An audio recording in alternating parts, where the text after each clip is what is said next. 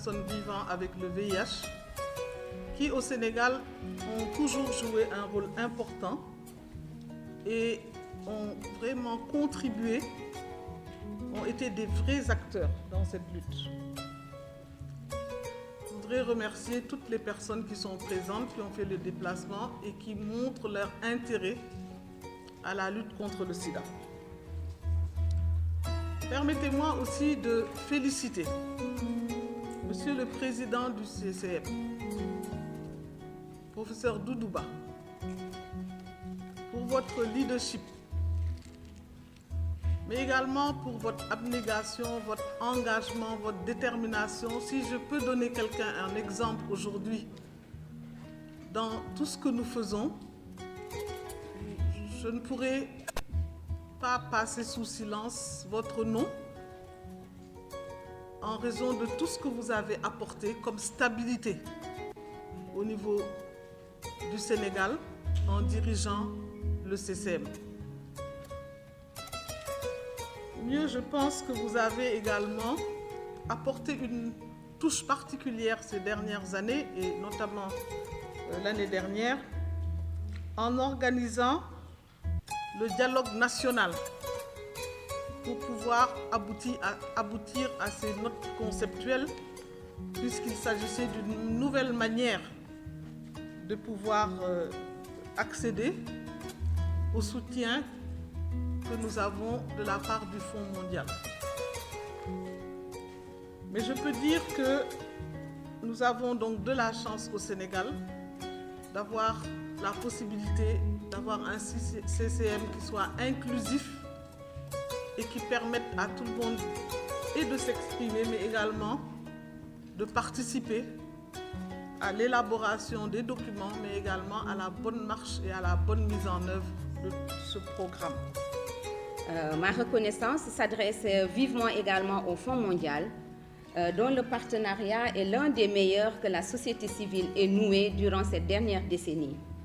Car, comme vous le savez, la première expérience du financement à double va que le Fonds mondial a expérimenté a commencé, si j'ose le dire, en 2005 ici au Sénégal, avec l'Alliance nationale contre le sida comme récipiendaire principal numéro 2 pour la coordination des interventions de la société civile.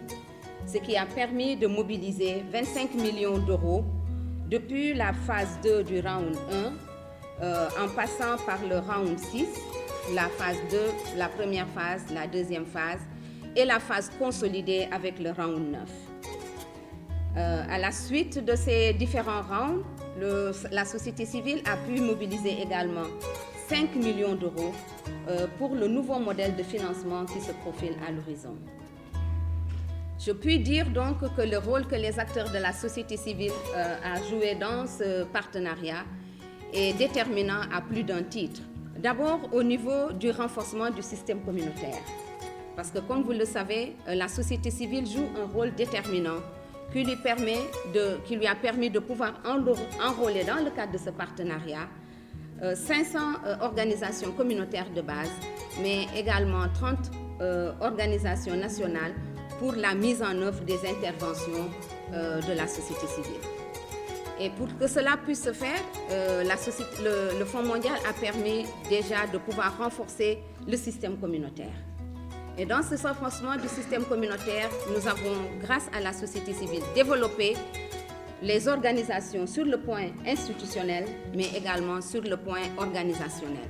Ce qui a davantage renforcé le leadership des organisations de la société civile, ce qui les a amenés également à jouer un rôle dans l'émergence et la formalisation de groupes d'associations, notamment les populations clés, les PS, les hommes qui ont des rapports sexuels contre les hommes, avec d'autres hommes, mais également avec les CDI. Madame le ministre, je voudrais remercier la secrétaire exécutive du Conseil national de lutte contre le sida et le président du CCM d'avoir invité l'ONU-SIDA à venir se joindre à vous ce matin pour ce panel.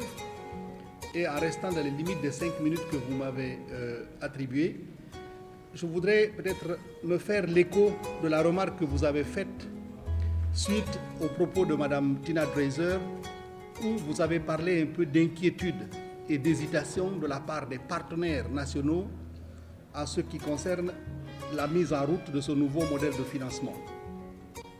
Hésitation, il y en a eu, simplement à cause de la nouveauté de l'outil, mais également du manque de discussion concernant un peu les schémas utilisés pour l'allocation des ressources. Mais au final, Madame le ministre, je peux vous le confirmer, il n'y a que des gains pour les pays dans le cadre du nouveau modèle de financement en termes de volume des ressources allouées au pays. Il n'y a pas de perte.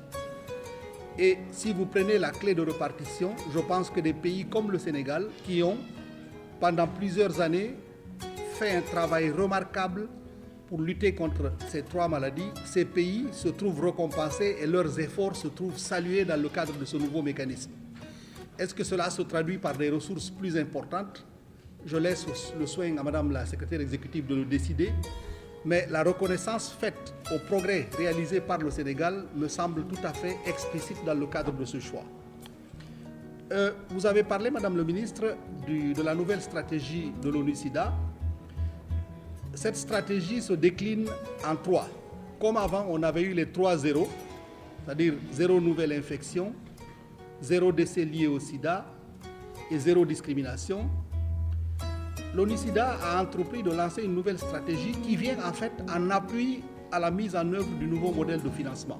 Et cette stratégie est basée aussi sur la triptyque 90-90-90. Vous me demanderez pourquoi nous avons choisi ça. D'abord, il y a l'effet d'annonce. C'est plus simple de se souvenir d'un truc comme ça que de se souvenir de 55% ou bien de 95% ou bien de 10 000.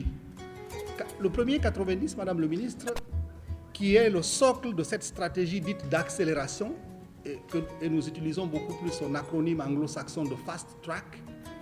C'est cette stratégie qui vise à permettre au pays, dans la fenêtre d'opportunité 2015-2020, d'accélérer le pas des réponses nationales en vue de nous mettre en position de réaliser notre ambition de mettre fin au sida en tant qu'épidémie et menace globale de santé publique à l'horizon 2030. Pendant cette fenêtre de 5 ans, entre 2015 et 2020, l'ambition, à travers les 3,90, est la suivante. C'est d'offrir à 90% des personnes qui le souhaitent l'occasion de connaître leur statut sérologique, à travers un accès simple à des tests fiables, discrets et capables d'être faits et de donner des résultats dans les 30 minutes ou bien dans l'heure qui suit. Le deuxième 90, c'est que 90% des personnes qui auront été testées et découvertes porteuses du virus recevront l'offre d'être mises sous traitement sans nécessairement se référer à la grille des niveaux de CD4. Je voudrais vous féliciter et vous demander de continuer à développer ce que vous êtes en train de faire. En tout cas, nous vous apporterons tout le soutien que nous pouvons et essayerons avec vous de trouver des solutions aux difficultés que le programme est en train de vivre. Mais tout cela, c'est normal. C'est simplement la vie et les choses qui bougent. Donc, je voudrais, après cela, remercier le Fonds mondial. Remercier le Fonds mondial qui nous assiste depuis 2002. Avec un soutien assez important, parce que quand on voit ce qui s'est passé depuis 2002, vous nous avez quand même soutenu à près de 300 millions de dollars américains.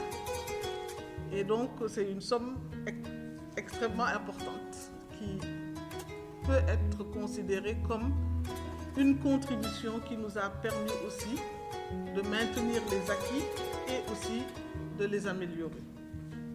Mais récemment, vous avez prévu d'allouer au Sénégal, entre 2014 et 2017, 47,8 millions pour le sida, de dollars encore, on parle toujours de dollars, au sida, 13,5 millions de dollars US à la tuberculose et 62,4 millions de dollars pour le paludisme. Cela a permis va permettre de consolider tous les succès que le Sénégal a. Et je ne vais pas revenir sur ces succès parce que cela va être trop long. Et je voudrais aussi profiter de la présence du Fonds mondial pour, disons, souhaiter la bienvenue à Madame Cynthia Maouzé. Je prononcerai mal tous vos noms, mais ce n'est pas grave.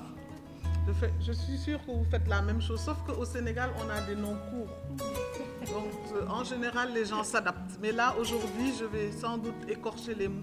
Non, mais je voulais vous souhaiter la bienvenue. On s'était rencontrés à Genève et vous m'aviez promis d'être au Sénégal. Donc, vous voyant ici, vous êtes chef du département Afrique et Moyen-Orient au Fonds mondial à Genève. Je suis contente également d'avoir Tina à nos côtés et Francisco qui est, je crois, un citoyen sénégalais maintenant, puisque vous le voyez régulièrement. Donc on ne pourra pas dire qu'il n'y a pas un appui rapproché du Fonds mondial. Et je vois que ça se passe très bien puisqu'il est pratiquement intégré à nos équipes. Voilà le Fonds mondial.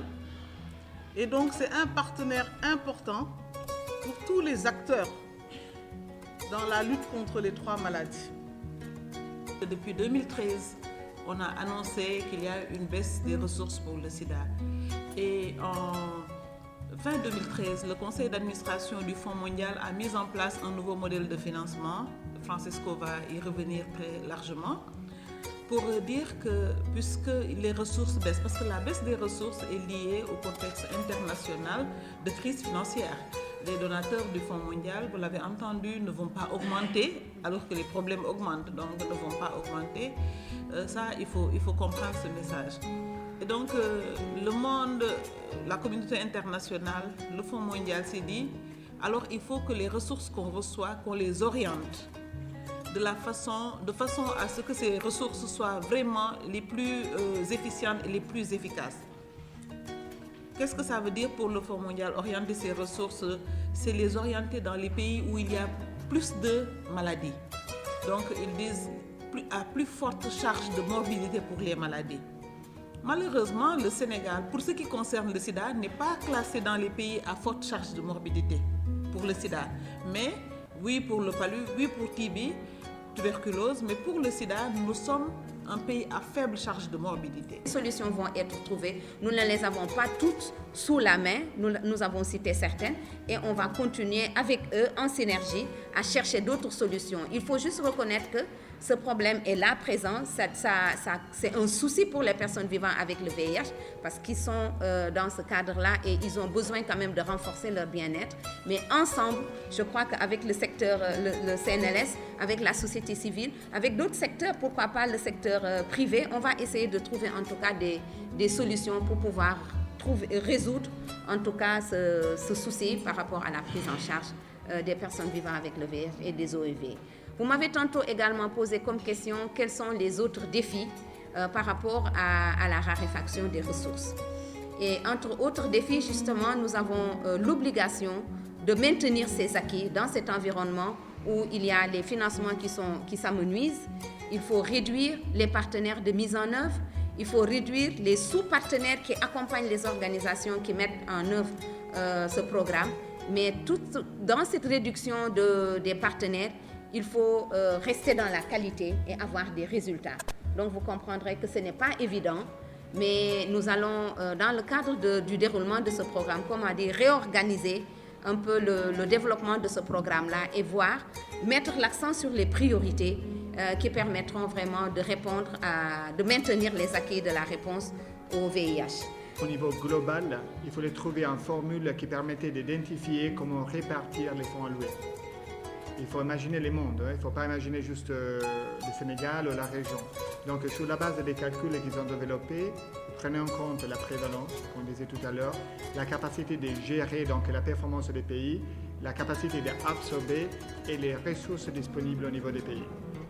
C'est clair que certains pays, évidemment, sur certaines maladies, ont été pénalisés peut-être ils ont bénéficié sur des autres maladies, c'est sur la base de la prévalence. C'est clair que ça, c'était un des éléments qui dirigeait plutôt les discussions et les formules. Par contre, évidemment, au niveau du Sénégal, on a des autres avantages. On a une capacité de gérer, on a un leadership très fort, on a une capacité d'absorber les fonds, que fait que pour une institution financière comme le Fonds mondial, c'est très important. L'autre chose qu'il faut préciser, que le Fonds mondial, c'est un fonds. C'est géré, mais ça dépend beaucoup de contributions de différents bailleurs de fonds, notamment les États-Unis, la France, l'Union européenne et le Japon, plusieurs autres pays.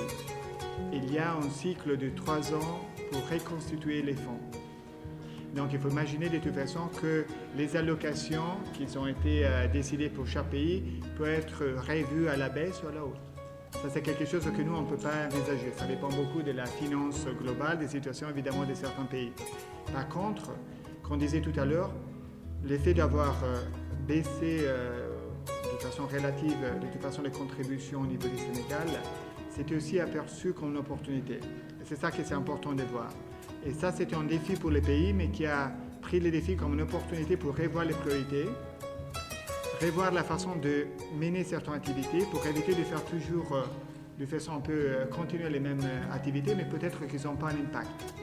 Donc, le langage qu'on a introduit lors des négociations et discussions avec les pays, c'était d'une part capitalisation, ça veut dire vraiment profiter des bonnes pratiques et des expériences et pour avoir un impact. Entre autres défis également, nous avons l'obligation dans la question des populations clés, intégrer justement leur prise en compte parce que c'est une cible prioritaire dans la réponse. Donc il faut intégrer la question des populations clés, la question des droits humains et la question du genre pour la prise en compte justement des populations clés dans cet environnement qui n'est pas tout à fait favorable. Mais le plaidoyer et la synergie que nous faisons autour de cette thématique permettra en tout cas de renforcer les interventions. Ce qu'il faudra également relever comme autre défi, c'est de pouvoir mobiliser les ressources endogènes, les ressources domestiques.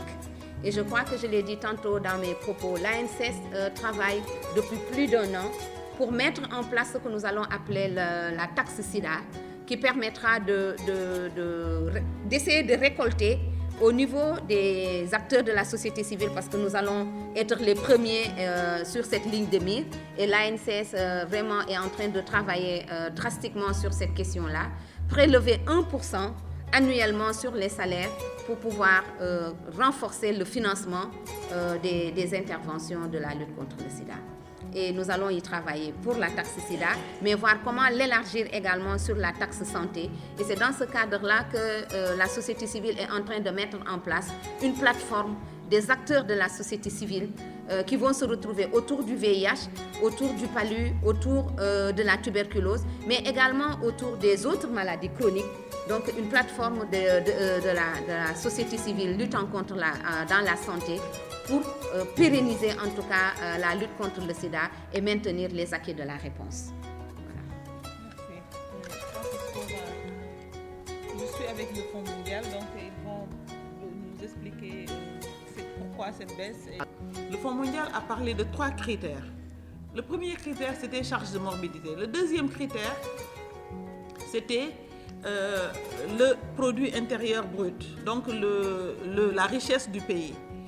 Malheureusement, en 2014, le Sénégal a été classé parmi les pays à revenus intermédiaires, alors qu'il fallait être pays à forte charge de morbidité et pays à revenus faibles. Donc nous sommes faible charge de morbidité, revenus intermédiaires. Maintenant, il y a quelque chose d'autre, c'est que c'est vrai, depuis 2002, nous recevons des fonds du Fonds mondial, mais nous avons de bons résultats alors que le taux d'absorption de ces fonds n'était pas vraiment très élevé. Donc, c'est comme vous demandez de l'argent à quelqu'un, non seulement vous ne dépensez pas l'argent, mais vos problèmes sont presque réglés. Alors, le bailleur se dit, je vais orienter mes ressources là où il y a le plus de problèmes. Donc, c'est ça qui a un peu impacté sur les fonds prévus pour le Sénégal. Et c'est pour ça que Madame le ministre disait tout à l'heure, c'est comme si on a sanctionné le bon élève de la classe. Parce que le Sénégal a travaillé pour avoir un taux de prévalence bas. Et maintenant, si on classe les pays, donc le Sénégal n'est plus dans les priorités. Mais le Fonds mondial n'a pas lâché le Sénégal. Et donc, le Fonds mondial a continué à financer le Sénégal. Et donc, toutes les promesses faites au Sénégal pendant toutes ces années, c'est comme si le Fonds mondial a mis ça dans une pipeline pour dire que le Sénégal, vous pouvez continuer à mobiliser ces ressources. Et donc, jusqu'en 2017, il y a des ressources qui ont été mises à notre disposition. La preuve est la signature qui vient de se tenir tout à l'heure. La France a tenu ses engagements puisqu'après avoir participé à la conception, nous sommes effectivement le deuxième contributeur après les États-Unis. Mais nous sommes très fiers, nous techniciens, de pouvoir dire ça chaque fois. C'est un peu une rengaine, mais je vous assure que c'est relativement difficile dans le contexte de chaque pays de maintenir cet engagement. Et donc c'est grâce aussi aux résultats que nous pouvons mettre en avant du travail que vous faites dans les pays que nous aboutissons à le maintenir. Mais nous avons aussi créé d'autres ustensiles ou outils, notamment l'initiative 5%, qui a participé avec les agents, les soldats de l'ONU-SIDA qui viennent d'être décrits tout à l'heure, mais ils n'étaient pas les seuls, à la conception, au travail d'appui à la conception des notes. Donc je n'y reviendrai pas, c'est de l'assistance technique qui permet aux projets et aux programmes d'améliorer leurs résultats. Il y a un autre point où j'aimerais plus insister, c'est ce qu'on appelle le canal 2 qui permet des recherches opérationnelles. Et si j'insiste là-dessus, c'est parce que ça m'amène effectivement aux perspectives. Je crois que aujourd'hui, il y a un petit problème avec les activités du Fonds mondial, c'est qu'elles ont parfois du mal à se régénérer et à trouver des choses nouvelles. C'est difficile de faire de l'innovation et donc il faut sans doute que des financements plus modestes, mais explorent des pistes qui ne le sont pas d'un premier abord. Et en cela, l'initiative 5% le permet et c'est une des premières perspectives que vous m'avez demandé de citer.